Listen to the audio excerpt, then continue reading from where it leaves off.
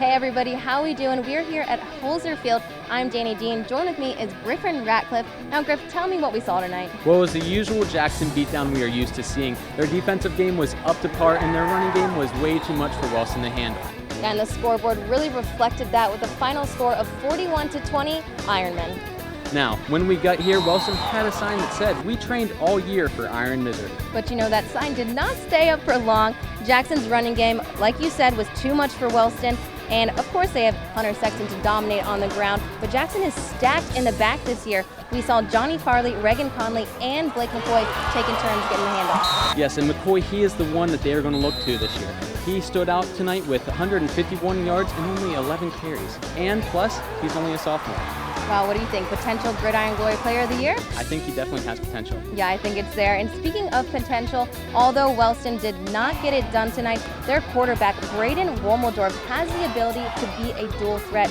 He had a total of 265 total yards tonight and 2 rushing touchdowns. And he can really be strong on the ground with his very long legs. And he can also have his ability to throw to his favorite target, Davion Newell.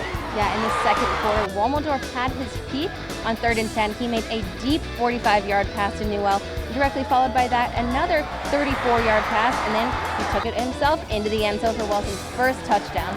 Yes, definitely room for improvement, especially in his accuracy, but I expect him to do a lot of damage in the PVC. Yeah, we'll definitely be keeping an eye out for him this season. But you know, Griffin, looking at the scoreboard, you would have thought it was a picture-perfect game for Jackson, but they still have a few kinks that they need to work out this season. Yes, being in the first game, there's obviously going to be a couple mistakes and jitters, but there was a lot of miscommunication between Sexton and the center, Jared Crossy.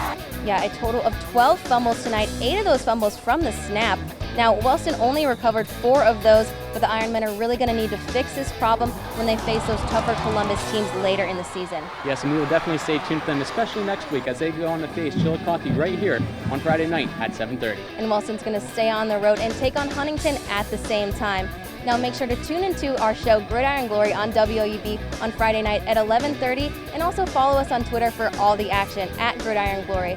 And for both of us, I gotta say, there's nothing better than Friday nights and sometimes Saturday nights and Gridiron Glory.